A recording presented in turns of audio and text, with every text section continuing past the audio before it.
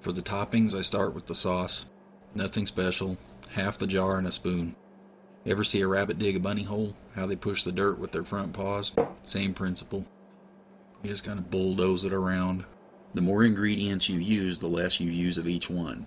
If you use a solid coating of any one ingredient, it overpowers the others and you don't get to taste individual toppings.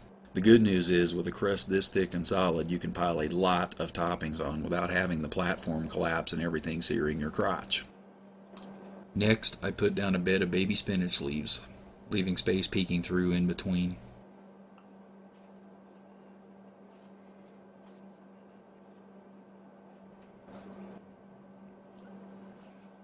If I'm using artichoke hearts, I separate them with my fingers and apply.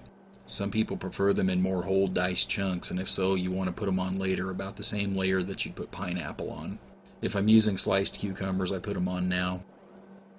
Next come the meats. I start with the turkey and chicken sheets, any kind of lunch meat that I'm using.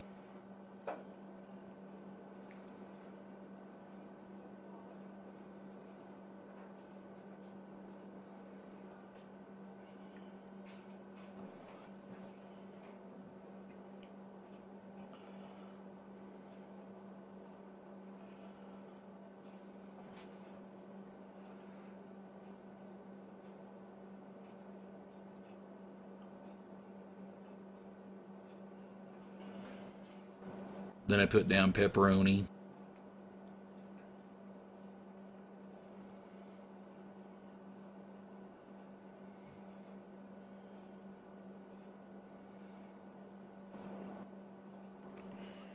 Then Canadian bacon.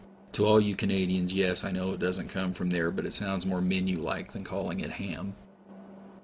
If I were going to use ground beef or sausage, that would come next. I don't personally like mushrooms, but a lot of people do, so we're going to throw some fungus on there.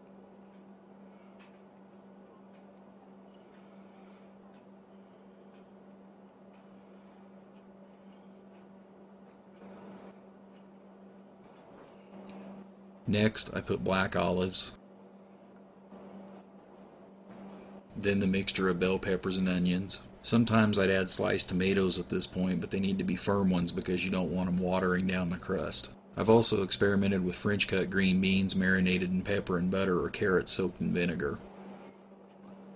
I'm not using them on this particular pizza, but if you can find Hunt's fire roasted diced tomatoes at the store, they make a great topping as well. Most important of all, the sun-dried tomatoes. About a half a jar should work unless you're really fanatical about them.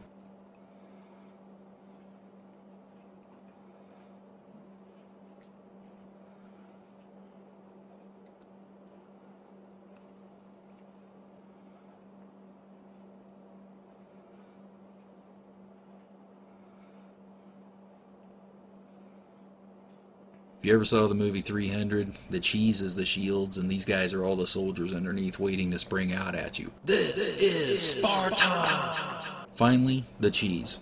Sprinkle the grated cheeses first, like Parmesan, Romano, and Asiago. Then lay down any shredded cheeses you want to use, like mozzarella. Then any accent cheese you want to use, like sliced mozzarella or smoked Gouda or Munster. Last, the top cheese. I arrange the sheets of provolone and or mozzarella in a 6-petal flower pattern and offset each layer I add for corner coverage. If you want to load it down with cheese, just remember not to put it in the center. Midway between center and edge is best, because as it melts you don't want it accumulating in a blob in the middle or pouring over the edge and scorching on the stone.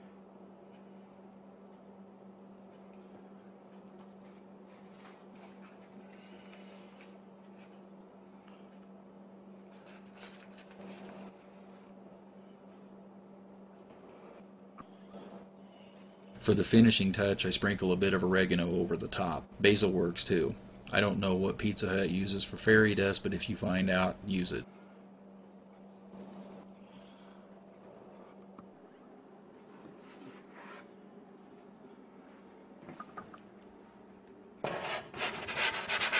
Cooking time and temperature are a matter of personal preference. If you prefer the look and taste of dark spots, cook at a higher temperature. I like more of an orange color, so I use a lower temperature.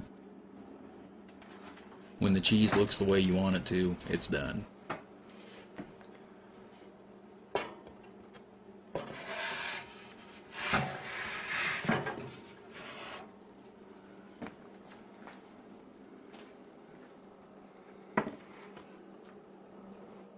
Allow it to cool on a pan for at least 5 minutes before you try to cut it, and speed and force count when you work with melted cheese.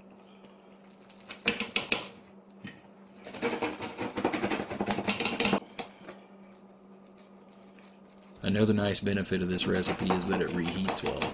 You can freeze it overnight and zap it for 5 minutes on 40% power the next day and it will be almost as good.